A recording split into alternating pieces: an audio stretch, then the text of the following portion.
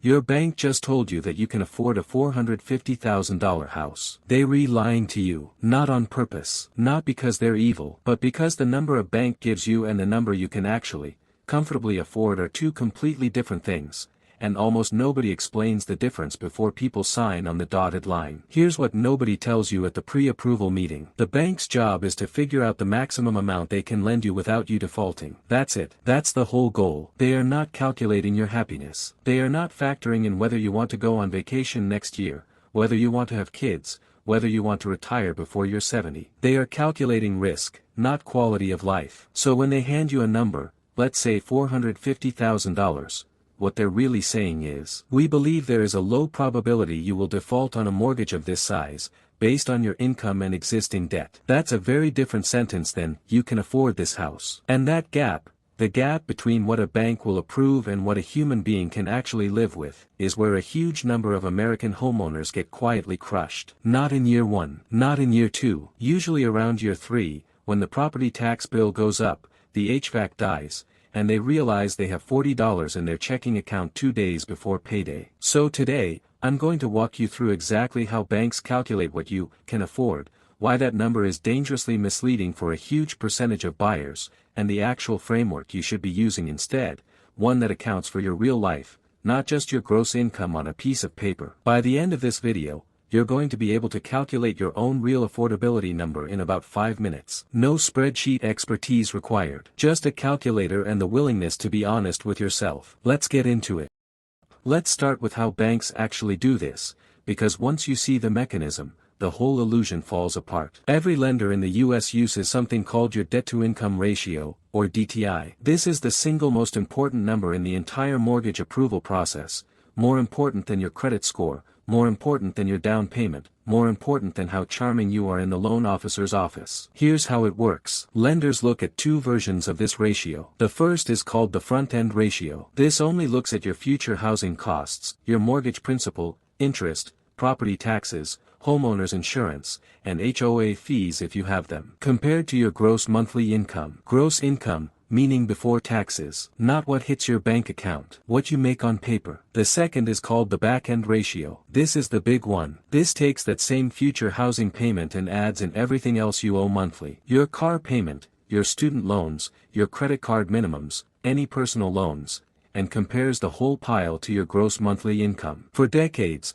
the rule of thumb lenders used was what's called the 28 of 36 rule. Housing costs should stay under 28% of your gross monthly income. Total debt, including housing, should stay under 36%. Let's make that real with numbers. Say you earn $80,000 a year. That works out to about $6,667 a month before taxes. Under the 28% rule, your housing payment, principal, interest, taxes, insurance, all of it, should stay under roughly $1,867 a month. Under the 36% rule, when you add in your car payment, your student loans, your credit cards, everything together shouldn't exceed about $2,400 a month. That's the textbook version. Here's the problem. Almost nobody is being held to the textbook version anymore. In 2026, most conventional loans backed by Fannie Mae and Freddie Mac will approve borrowers with a back-end DTI up to 45%, sometimes even 50%, if you have what's called compensating factors,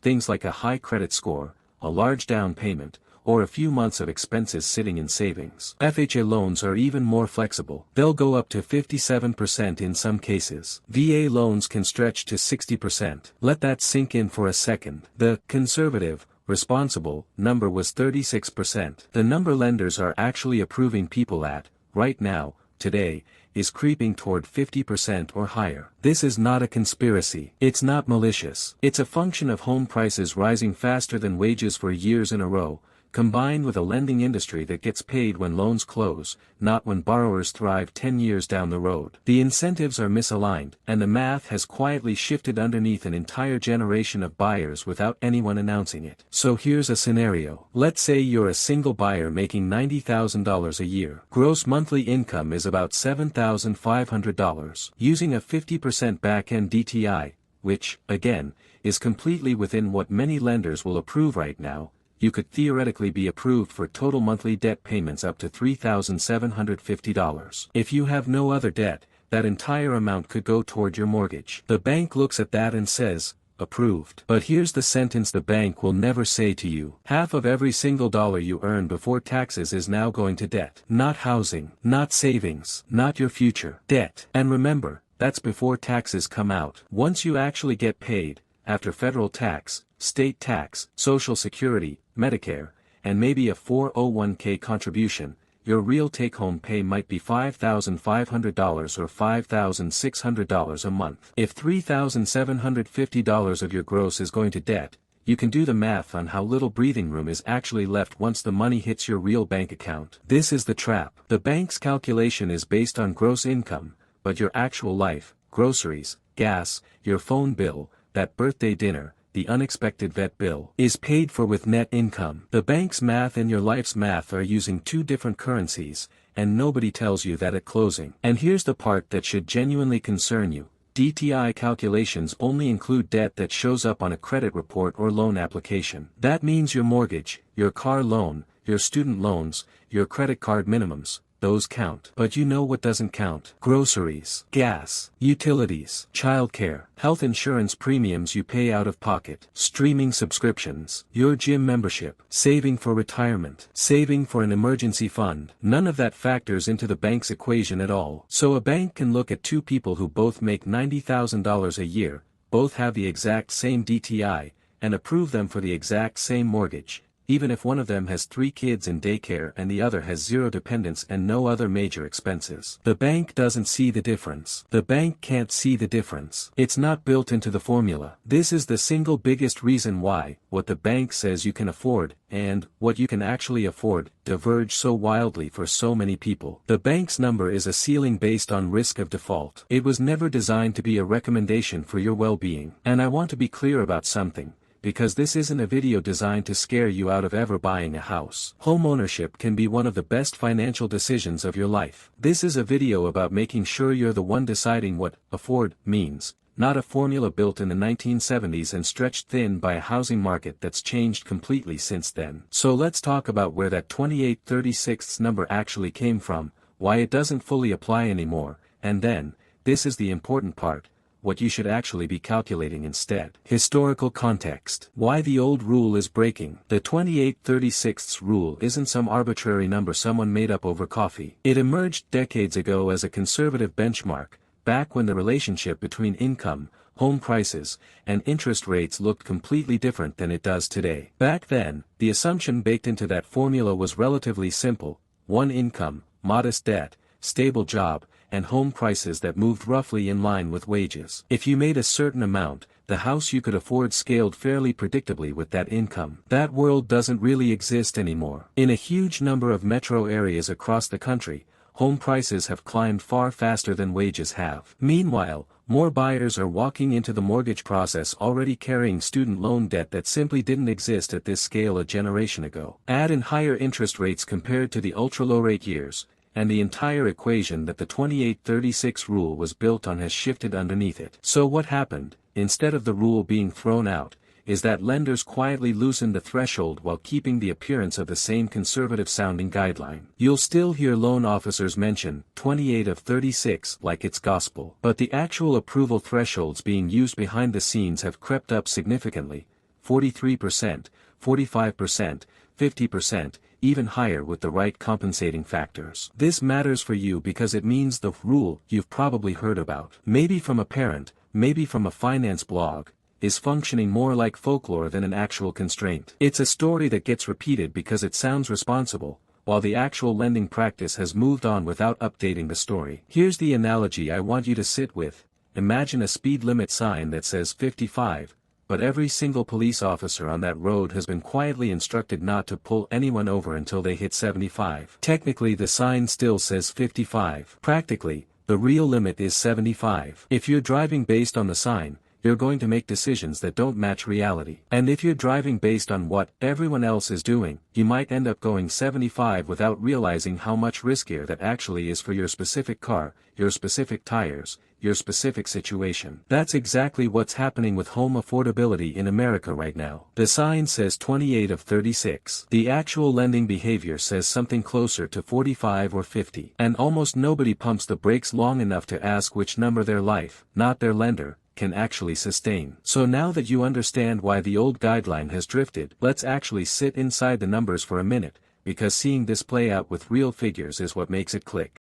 Let's do a full DTI calculation together, step by step, the same way a loan officer would do it behind their desk, except this time, you're going to see every assumption they're making, instead of just hearing the final approved number. Say your gross monthly income is $7,000. To find your DTI, you add up your total monthly debt payments and divide that by your gross monthly income, then multiply it by 100 to get a percentage. Let's say you're looking at a home, and the estimated mortgage payment, and I mean the full payment, principal, interest, property taxes, homeowner's insurance, maybe even private mortgage insurance if your down payment is under 20%, comes out to $2,500 a month. On top of that, you have a $400 car payment and $200 a month in student loans. Add those three together, $2,500 plus $400 plus $200 equals $3,100 in total monthly debt. Now divide $3,100 by your $7,000 gross monthly income. That comes out to 44.3%. So what does a lender do with that number? They compare it against their thresholds. Conventional loans backed by Fannie Mae or Freddie Mac will typically go up to 45% to 50% with strong compensating factors. FHA loans can stretch to 57% in certain cases. VA loans,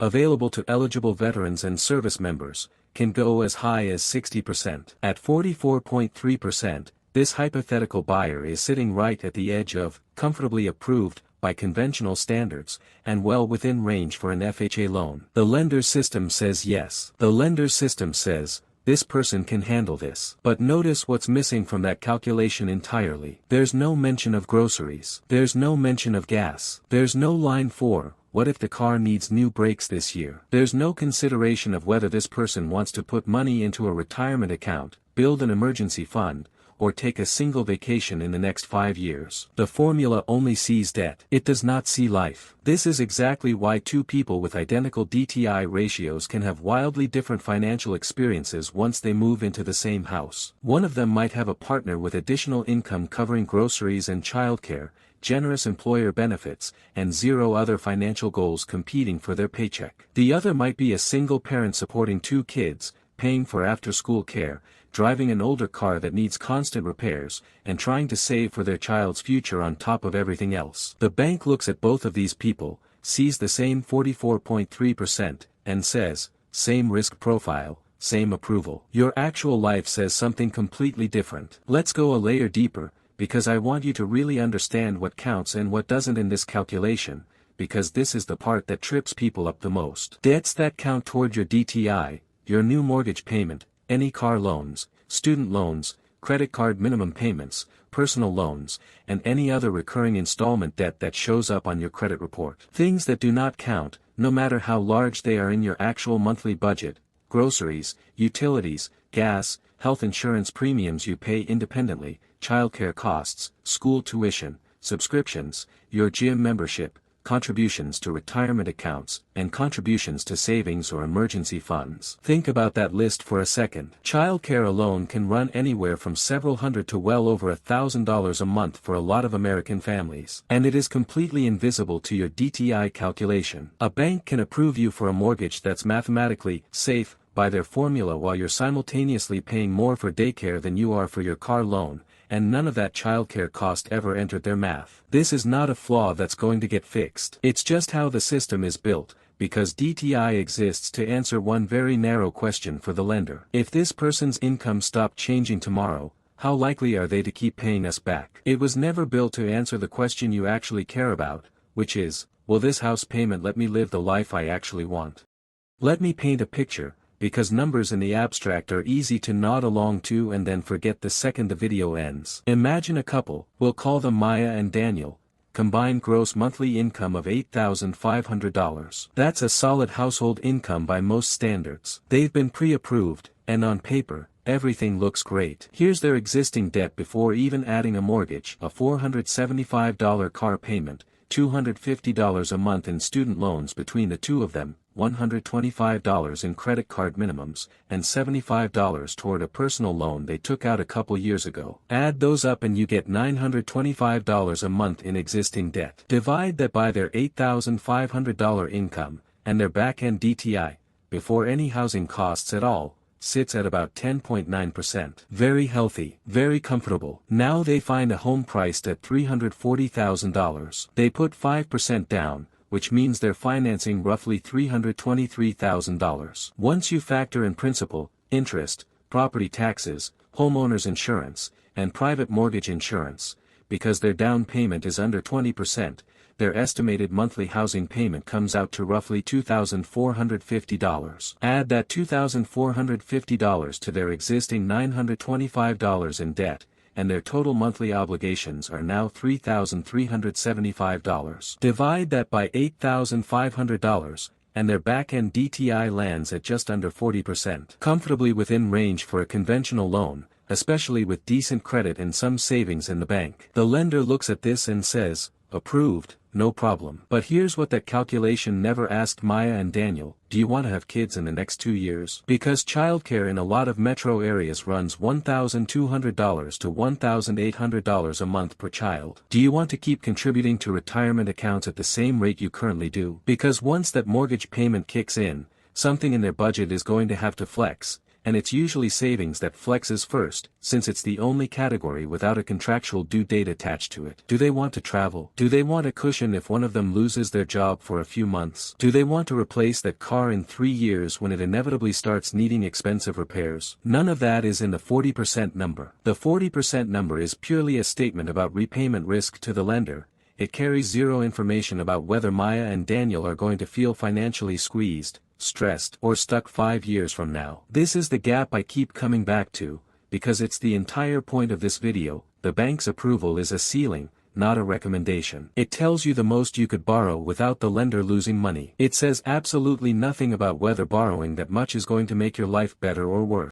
Before we get into the actual framework for calculating your real number, there's one more piece of the puzzle that almost never makes it into these conversations: the costs of owning a home that exist completely outside your mortgage payment. Your DTI calculation includes your principal, interest, taxes, and insurance. What it does not reliably include, and what plenty of first-time buyers don't fully appreciate until they're already living in the house, is maintenance. The general rule that real estate professionals and financial planners often point to is budgeting somewhere between 1% and 2% of your home's value every year for maintenance and repairs. On a $340,000 home, that's $3,400 to $6,800 a year, or roughly $280 to $570 a month, just set aside for the things that inevitably break, age out, or need replacing. A water heater, a roof, an HVAC system. None of these are optional expenses you can skip if money's tight that month.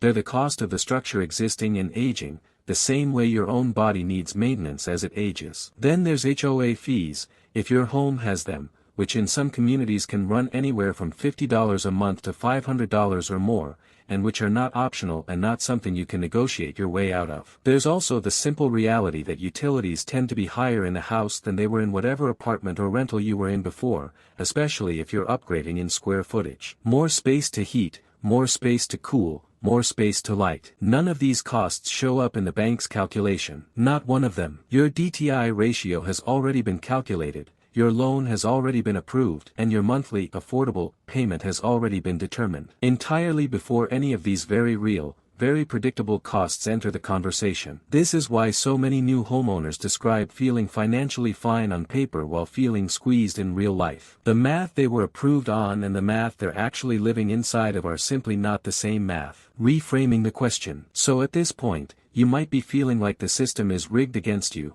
or like homeownership is some kind of trap. I want to pull back from that for a second, because that's not the message of this video, and honestly, that kind of fear-based thinking doesn't help anyone make a better decision. The real takeaway here isn't, don't buy a house. The real takeaway is, stop assuming the bank's number is the right question to be asking. The bank is answering, what is the most this person can borrow without us taking on excessive default risk? You should be answering a completely different question. What monthly payment lets me keep doing the things that matter to me, saving for retirement, building an emergency fund, having room for the unexpected, and not feeling like my entire financial life revolves around one number on a piece of paper. These two questions can have wildly different answers. Sometimes the bank's number and your real number are close. Often, especially in 2020 success market, they are not close at all. And the only way to know the difference is to actually do your own calculation, one that starts with your real life instead of starting with your credit report. That's exactly where we're headed next. A framework you can use, right now, with your own numbers, to figure out what you can actually afford, independent of what any lender is willing to hand you.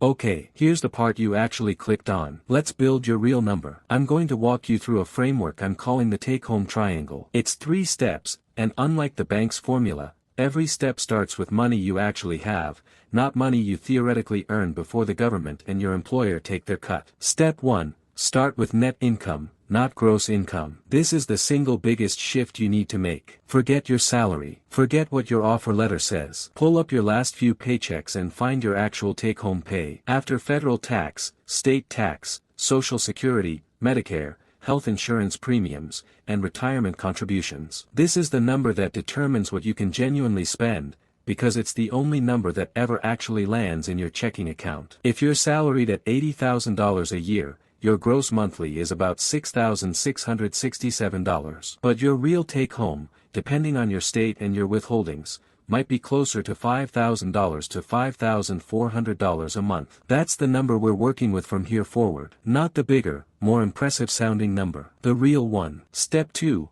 Build your true monthly baseline. Before you even think about housing, list out every recurring cost in your life that has nothing to do with housing: groceries, transportation and gas, insurance, phone bill, subscriptions, minimum debt payments, childcare if applicable, and, this is the part people skip, what you want to be saving and investing every month regardless of what house you buy. Let's say, for our $80,000 earner with $5,200 in monthly take-home pay, their baseline looks like this: $500 for groceries, $250 for gas and transportation, $150 for phone and subscriptions, $300 for a car payment, $200 for student loans, and $500 a month they're committed to investing for retirement and building their emergency fund. Add that up, $1,900 a month, before a single dollar goes toward housing. Subtract that from their $5,200 take home, and they have $3,300 a month left over. Step 3. Apply a real-life ceiling,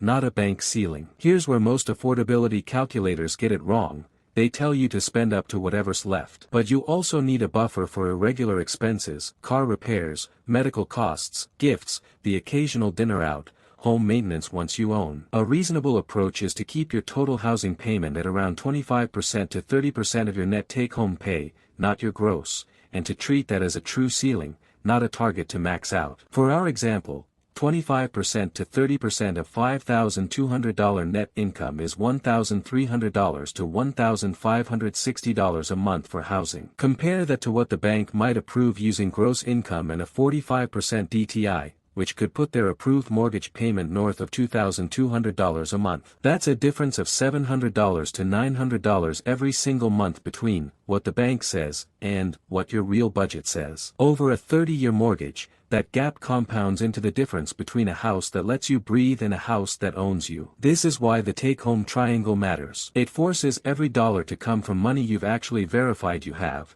rather than money a formula assumes you have because of what's printed on your W-2. Let's make this even more usable. Here's the 4-question gut check you can run on any home price before you even talk to a lender. Question 1. What's my actual monthly take-home pay, verified from real paychecks, not estimated from my salary? Question 2. What does my life cost every month without housing, including the savings and investing I'm not willing to give up? Question 3. Subtracting question 2 from question 1, what's truly left over? Question 4. Of that leftover amount, what feels sustainable for housing if I also want a buffer for repairs, emergencies, and simply not feeling broke every month? Run those 4 questions, and you'll land on a number that might be $200 lower than your pre-approval, or it might be $900 lower. Either way, it's a number built from your real financial life, not a number built from a lender's risk model. And here's a quick gut check beyond the math. After you've imagined paying this mortgage for 1 year, ask yourself honestly, Did you still take a vacation? Did you still put money into savings? Did an unexpected $1,200 car repair feel stressful, or just mildly annoying? If the honest answer to any of those is, no, I couldn't, your number is too high, regardless of what any lender told you. Now, I know what some of you are thinking, because I read the comments on videos like this all the time. If I only spend 25 to 30% of my take-home pay, I'll never be able to buy in my area. Home prices are too high. That's a completely fair, completely real concern, and I'm not going to pretend it isn't true in a lot of major metro areas across the country right now. But here's the reframe. If the only way to afford a home in your area is to stretch past what your real budget can sustainably support, that's not a personal failure on your part, that's useful information. It might mean renting a bit longer while you build a bigger down payment. It might mean looking at a different neighborhood, a smaller home, a different city, or buying with a partner to combine incomes. It might mean waiting for rates or prices to shift. None of those options feel as exciting as buying right now, but every one of them beats signing a 30-year commitment that quietly squeezes your life for the next 3 decades. The goal was never to talk you out of homeownership. The goal is to make sure that when you do buy, the number on that mortgage statement is one you chose deliberately, not one a lender's risk formula chose for you. If this video just changed how you're thinking about your next home purchase, do 2 things for me right now. First, drop a comment with your real number, not your pre-approval amount. Run the take-home triangle we just walked through and tell me what your actual sustainable housing payment looks like. I read every single comment on these videos, and I genuinely want to see how different this number ends up being from what people were quoted at their bank. Second, if you found this useful, hit subscribe, because this is exactly the kind of video I make every week, breaking down the financial advice that sounds responsible on the surface but doesn't actually hold up once you look closely at the math. Next week, I'm breaking down whether renting is actually the smarter move in this market, and the numbers might surprise you. And if you know someone who's about to walk into a pre-approval meeting thinking their bank's number is their real budget, send them this video before they sign anything. It might be the 5 minutes that saves them 5 years of financial stress. I'll see you in the next one.